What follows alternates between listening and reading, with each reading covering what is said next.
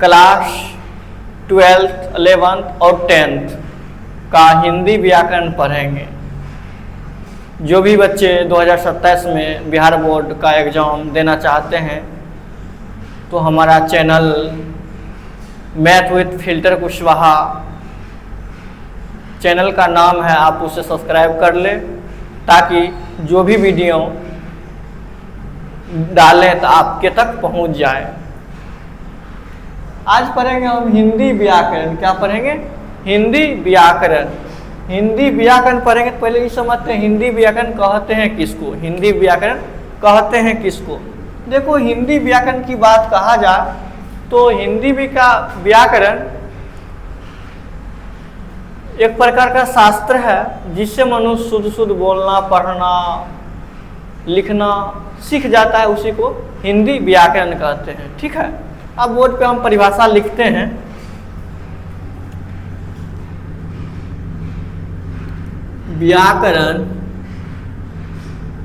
व्याकरण हम उस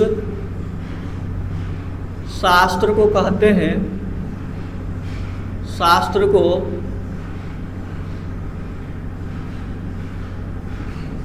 कहते हैं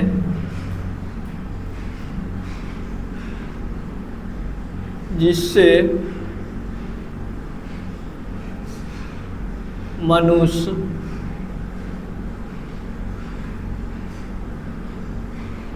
शुद्ध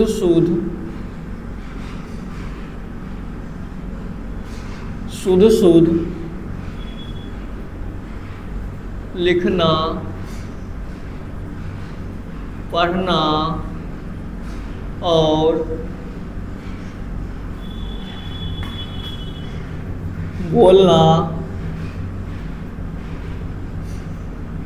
सीख जाता है, उसे हिंदी व्याकरण कहते हैं।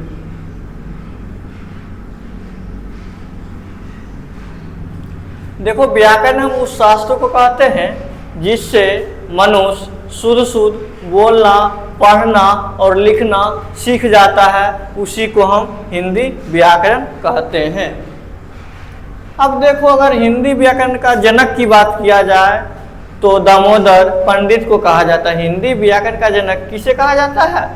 तो दामोदर पंडित को कहा जाता है।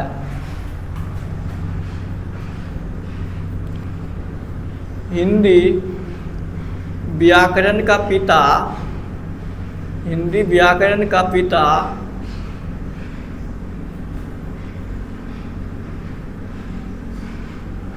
दामोदर पंडित को कहा जाता है।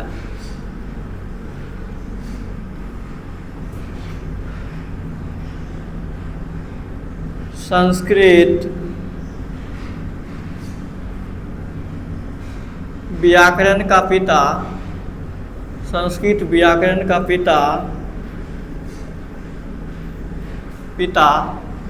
पाणिनि को कहा जाता है। पाणिनि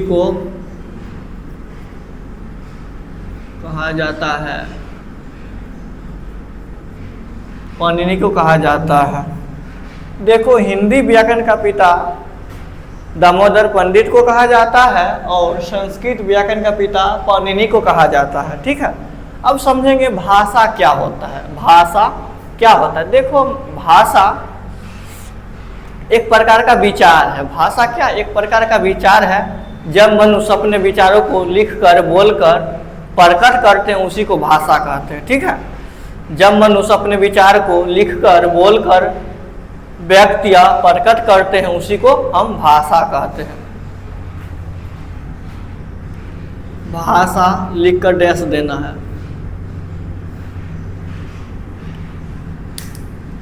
भाषा की परिभाषा देंगे।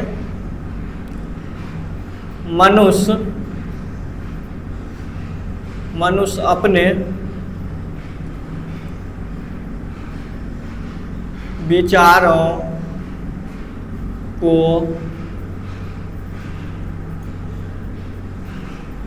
बोलकर एवं लिखकर प्रकट करते हैं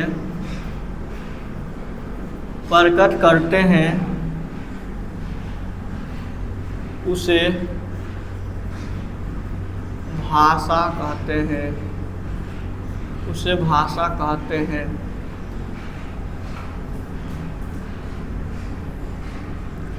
अगर भाषा को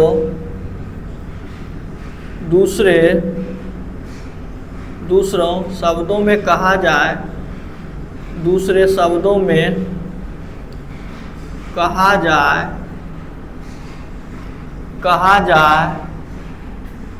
तो मनुष्य अपने मन की बात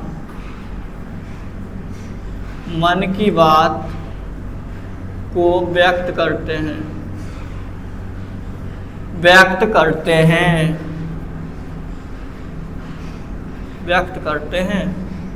तो भाषा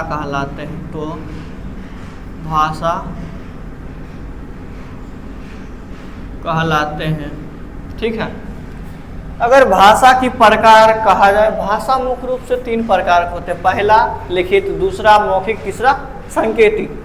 भाषा मुख्य रूप से 3 प्रकार के होते हैं। पहला मौखिक, दूसरा लिखित, तीसरा सांकेतिक। अब पढ़ेंगे भाषा का प्रकार। क्या पढ़ना है? भाषा का प्रकार।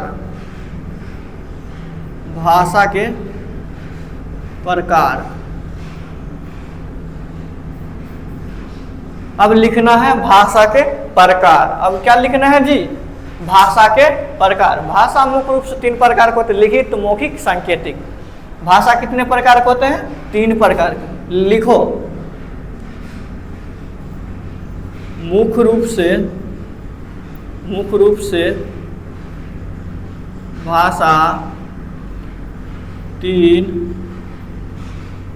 प्रकार के होते हैं। पहला लिखित, दूसरा मौखिक, तीसरा सांकेतिक। भाषा मुख्य रूप से कितना प्रकार का होता है? 3 प्रकार। पहला है लिखित, दूसरा है मौखिक, तीसरा है सांकेतिक। ठीक है। पहला क्या है? लिखित, दूसरा है मौखिक, तीसरा है सांकेतिक। ठीक है। यहाँ तक लिख ली हो जी? हाँ, लिख लिए। अब इसको हम सही से लिख लो, हम साइड हट जाते हैं। लिख लो।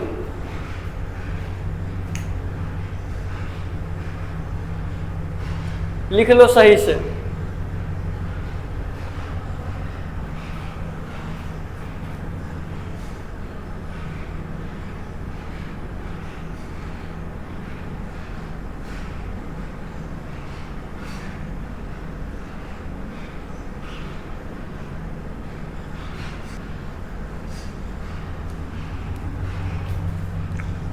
अब देखो बच्चों, क्या पढ़ना है? लिपि। क्या पढ़ना है? लिपि। देखो लिपि क्या होता है? लिपि क्या होता है? भाषा को लिखने को तरीका को बताते हैं। भाषा को लिखने का क्या होता है? तरीका को बताते हैं, उसी को क्या कहेंगे? लिपि कहेंगे। भाषा को लिखने के तरीका को बताते हैं ना, उसी को लिपि कहते हैं। पहले लिखो हेडिंग, लिपि किसे कहते हैं? लिपि किसे कहते हैं? लिपि किसे कहते हैं?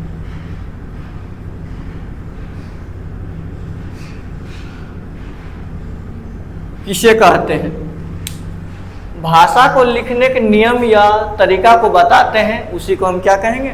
लिपि कहेंगे। उसी को क्या कहेंगे? हम लिपि कहेंगे। तो लिखो परिभाषा।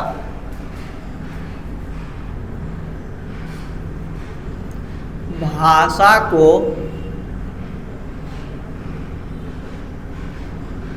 लिखने की तरीका या नियम को बताते हैं, उसे लिपि कहते हैं। उसे क्या कहते हैं? लिपि कहते हैं। देखो अगर हम बात किए जाए हिंदी और संस्कृत देवनागरी लिपि में लिखा जाता है। देवनागरी लिपि में लिखा जाता है, लिखा जाता है। अगर हम उर्दू को बात करें, उर्दू फारसी लिपि में लिखा जाता है। फारसी लिपि में लिखा जाता है।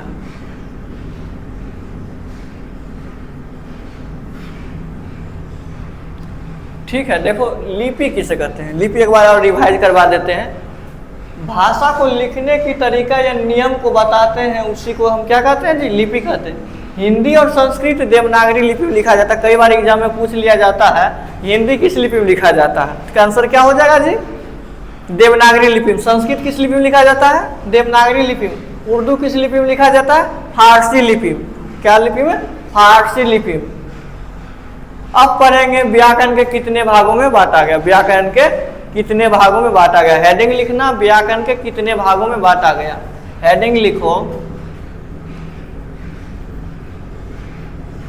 व्याकरण को कितने भागों में बांटा गया। हेडिंग दी, व्याकरण को कितने भागों में बांटा गया।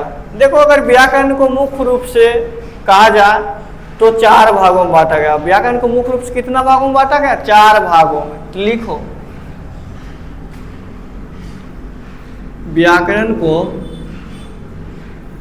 व्याकरण को मुख्य रूप से 4 भागों में बांटा गया।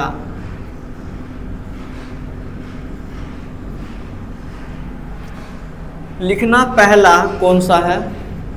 पहला है वर्ण विभाग। पहला क्या है? वर्ण विभाग। दूसरा है शब्द विभाग। शब्द विभाग। तीसरा है पद विभाग। तीसरा क्या है? पद विभाग। चौथा है वाक्य विभाग। वाक्य विभाग। ठीक है, देखो व्याकरण मुख्य रूप से कितने भागों में बांटा गया? 4 भागों में। पहला है वर्ण विभाग, दूसरा है शब्द विभाग, तीसरा है पद विभाग, चौथा क्या है? वाक्य विभाग है। ठीक है, लिख लो जी। लिखो, पहला है वर्ण विभाग, दूसरा है शब्द विभाग, तीसरा है पद विभाग, चौथा है वाक्य विभाग। ठीक है, अब हम समझेंगे वर्ण किसे कहते हैं। ठीक है, वर्ण। ठीक है, अब पहले समझो वर्ण क्या होता है। देखो वर्ण भाषा की क्या है? सबसे छोटी इकाई है। वर्ण भाषा की सबसे छोटी इकाई है। उसी को क्या कहेंगे, वर्ण कहेंगे। दूसरा परिभाषा होता है जिसको खंड या टुकड़ा नहीं किया जाता है, उसी को क्या कहते हैं, वर्ण कहेंगे। तीसरा परिभाषा होगा ध्वनि की लिखित रूप को वर्ण कहते हैं, ध्वनि की लिखित रूप को क्या कहते हैं, वर्ण कहते हैं। चौथा परिभाषा होगा भाषा की लघुत्तम इकाई को क्या कहेंगे, वर्ण कहेंगे। भाषा की लघुत्तम इकाई को वर्ण कहते हैं। ठीक है, चारों परिभाषा लिखो, हम लिखवा रहे हैं, लिखो जी। पहला परिभाषा है भाषा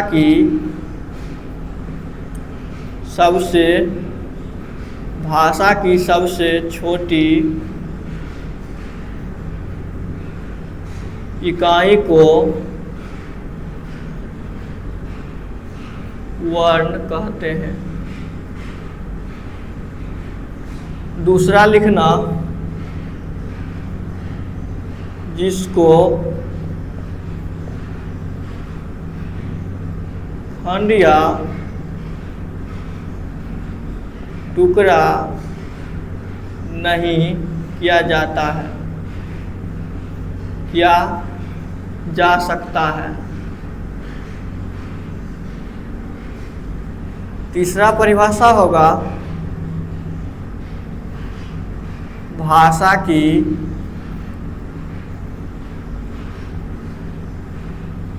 लघुत्तम इकाई को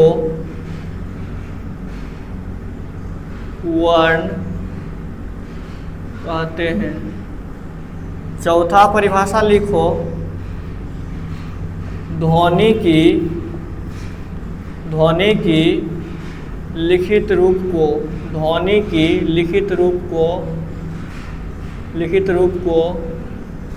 वर्ण कहते हैं। ध्वनि की लिखित रूप को क्या कहेंगे, वर्ण कहेंगे। और एक और तीर बना के लिखो, वर्णों की कुल संख्या कितना होता है, 52। वर्णों की कुल संख्या 52। लिखो, एक और बात लिखो, वर्णों की कुल संख्या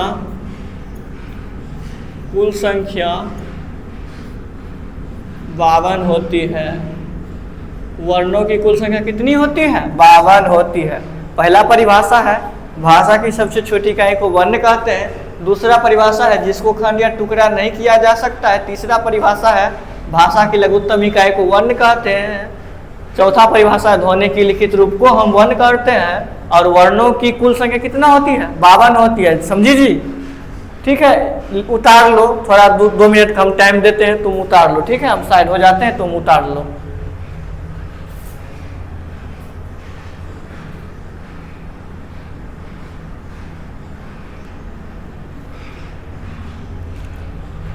अब देखो, हम वर्ण पढ़ लिए थे, अब पढ़ेंगे वर्ण के प्रकार। क्या पढ़ेंगे हम, वर्ण की प्रकार। ठीक है, अब समझेंगे वर्ण की प्रकार। ठीक है, देखो अगर वर्ण की प्रकार की बात किया जाए तो वर्ण मुख्य रूप से कितना प्रकार के होते हैं, 2 प्रकार के होते हैं। वर्ण कितना प्रकार के होते हैं, 2 प्रकार के होते हैं। पहला स्वर वर्ण, दूसरा क्या है, व्यंजन वर्ण है। पहला कौन सा प्रकार है, स्वर वर्ण, दूसरा क्या है, व्यंजन वर्ण। तो हेडिंग देना वर्ण के प्रकार। हेडिंग क्या देना है जी, वर्ण के प्रकार। वर्ण के प्रकार, हेडिंग 2, वर्ण के प्रकार। वर्ण मुख्य रूप से कितना प्रकार के होते हैं, लिखो, वर्ण मुख्य रूप से 2 प्रकार के होते हैं। वर्ण 2 प्रकार के होते हैं। पहला लिखो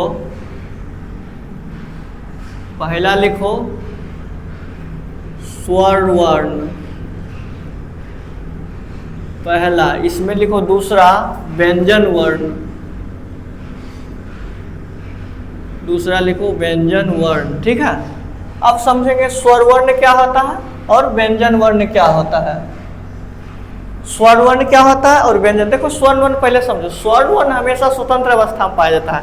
स्वर वर्ण हमेशा किस अवस्था में पाया जाता है, स्वतंत्र अवस्था में पाया जाता है। स्वर वर्ण को उच्चारण में किसी अन्य वर्ण की सहायता नहीं ली जाती है, उसी को क्या कहेंगे, स्वर वर्ण। जैसे ओ, आ, हर्ष, दूर गई, हर्ष, री, ए, ऐ, ओ, औ, अम, आ, ये सब क्या है, स्वतंत्र अवस्था पर। इसके उच्चारण में किसी अन्य वर्ण की सहायता नहीं ली जाती है, उसी को क्या कहेंगे, स्वर वर्ण कहेंगे। लिखो स्वर वर्ण की परिभाषा, लिखो स्वर वर्ण की परिभाषा। लिखो स्वर वर्ण स्वतंत्र अवस्था में, स्वर वर्ण स्वतंत्र अवस्था में पाया जाता है या होता है और इसके उच्चारण में अन्य वर्णों की सहायता नहीं ली जाती है तो स्वर वर्ण कहलाता है। तो स्वर वर्ण कहलाता है। जैसे लिखो, जैसे या उदाहरण, जैसे ओ आ हर्षोई दूर गई, हर्षौ दूर गऊ, ए ऐ औ री etc।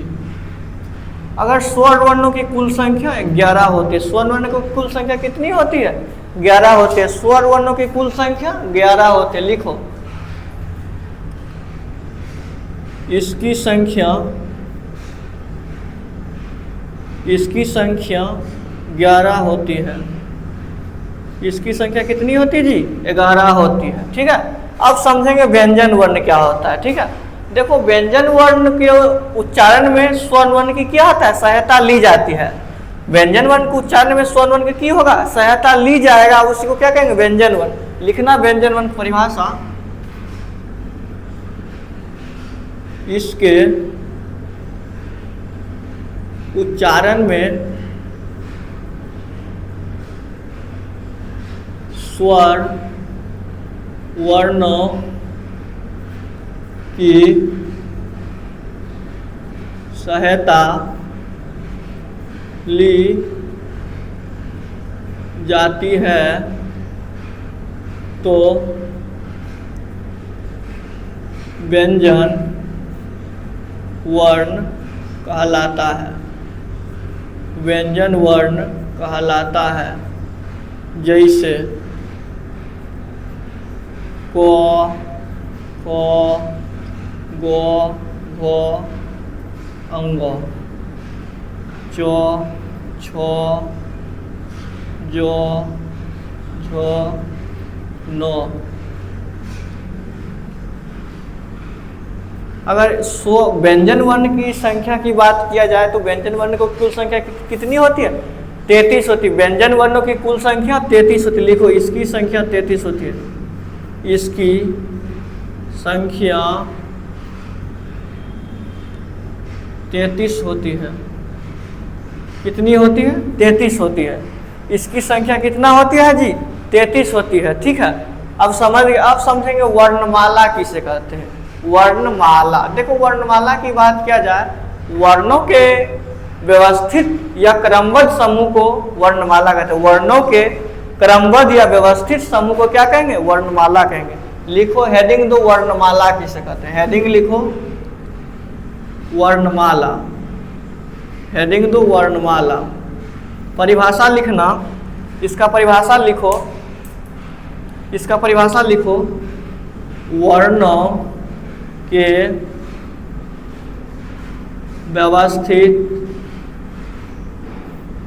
व्यवस्थित या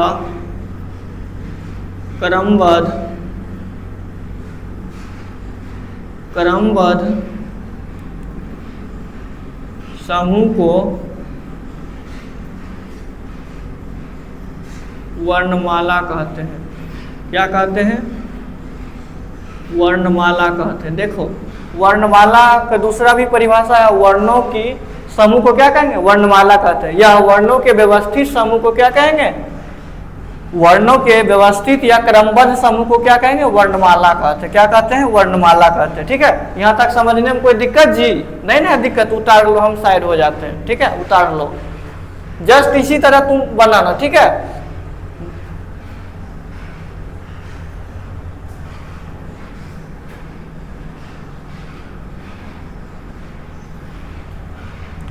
देखो हम पढ़ लिए थे वर्णमाला, अब पढ़ेंगे स्वर वर्ण का प्रकार। अब क्या पढ़ेंगे, स्वर वर्ण का प्रकार। अगर स्वर वर्ण के प्रकार की बात किया जाए तो मुख्य रूप से कितना प्रकार होता है जी, 3 प्रकार होता है। स्वर वर्ण मुख्य रूप से कितना प्रकार होता है जी, 3 प्रकार होता है। पहला है हर्ष स्वर या मूल स्वर, दूसरा है दीर्घ स्वर, तीसरा है पल्प स्वर। ठीक है, तो हेडिंग देना, हेडिंग लिखो स्वर वर्ण का प्रकार, हेडिंग लिखो स्वर वर्ण का प्रकार, स्वर वर्ण के